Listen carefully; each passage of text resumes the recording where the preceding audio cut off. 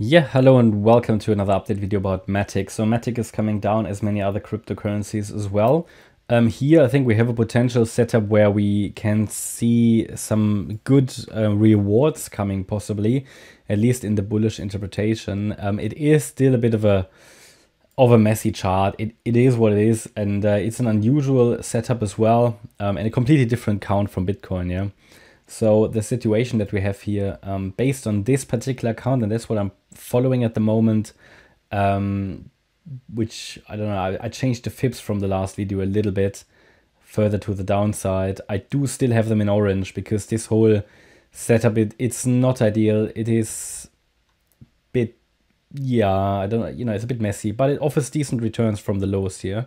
So we want to talk about that. First of all, let's talk about this scenario where we moved up since from June, between June and August in a wave 1, came down in a wave 2. Now that was September low.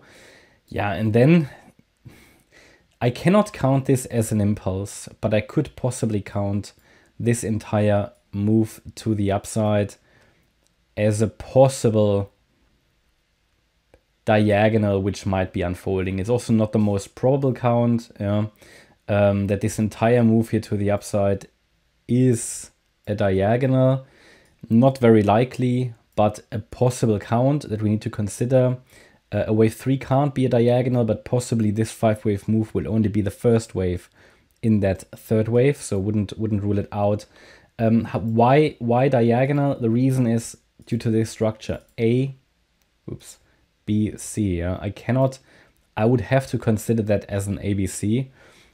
At least that's one key option. Other possibilities would be another possibility would be to count this as a wave 1 here, this as a wave 2, then here another 1-2 setup. But then in this scenario, the support area would not be much different. Yeah, it wouldn't make a difference. It would only make a difference in the sense of how low does support go down. So I'd rather go with a setup that gives us a little bit more space, because otherwise, if it's this one and you use the other fibs, you might get stopped out if you go long, okay? So we go with this one, or I go with this one. So the idea is we're coming down in a wave 2 now. We've hit the support area already. So we basically hit the 50% retracement already, which means from now on, we need to be ready for a possible turnaround. I don't think it's ready yet. I think the way this looks might mean that we get one more low here. But it is this area. I also don't have great visibility of this micro count. Again, could possibly be that this here was a wave 1, then an A wave, an overshooting B wave, and the C wave down. But then again, this is so choppy. So an overshooting B wave like that, possible like Polkadot, right? And then we just come down in the C wave now. So basically that wave 1 was here. Then again, I would redraw the fibs a little bit, but also then, yeah, it would bring them down a little bit, but you know, you can adjust it, you know, however you want it really. But at some point you need to make a call. It's a bit unrealistic. I mean, the thing is, this rally to the upside, it can be a B wave, yeah, but for me it looks more like a 5-wave move. Just need to consider that as well. Keep it in mind, and that's why it's at orange, right? That's why the area is orange, because it's higher risk, decent rewards from here. But there are just many options, and I have to tell you that this is not a typical structure. It's quite unique at the moment, this structure in the crypto market, and therefore I'm giving this trend reversal area just a higher risk category. But I don't think that we come down to the 78.6 anyway, at least from my current perspective. I think maybe $1.2 here, yeah, maybe retesting the $1 level and then getting a bounce. And in this scenario, I mean, this should eventually take us to well, in this third wave, if this third wave then works out in the end, based on, let's say we come down to the 61.8 retracement, then we talk about 245, but eventually $10 plus, yeah. But that, you know, not suggesting that will happen this year, but this is sort of the key idea here. And in another scenario, and that's the alternative count, is that we are still working here on an overshooting B wave. This is getting a bit unrealistic now as well. Well, this could be the overshooting B wave, all of this, yeah. Also here A, B, C, and B.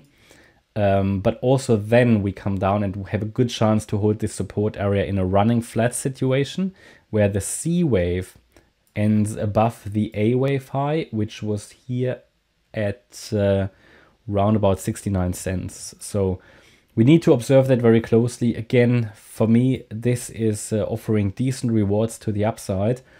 On the very micro level, I think we come down a bit lower. At the moment, we have reacted to the 50% retracement, as you can see here, but not substantially. And I'm going to move that just to the left a little bit. And at the moment, it looks to me price action would suggest that we will get one more low. Maybe we come down to $1.02. Would be quite a bit of a drop though from here. Nevertheless, it's now reached the support area where we need to be ready for a possible turnaround. But it's orange, higher risk. We had a few of those high risk ones break recently, which is, basically you have to expect that when they are orange because they are higher risk and probabilities are, let's say, less clear in these situations. But yeah, that's at least a decent setup. Trend is of course down, short-term trend. Let's say medium-term trend is up, yeah, as you can clearly see. And we can look at this as a pullback in a larger uptrend at the moment. Yeah, it's just, yeah, the way it's just a completely different structure than Bitcoin. But also, MATIC is one of the charts where also the long-term chart looks decent. Yeah, that's my update about MATIC. I hope you will like the update. If you did, please hit the like button, leave a comment and subscribe. And if you really like the content, then please check out the channel membership. Thanks a lot for watching. Bye-bye.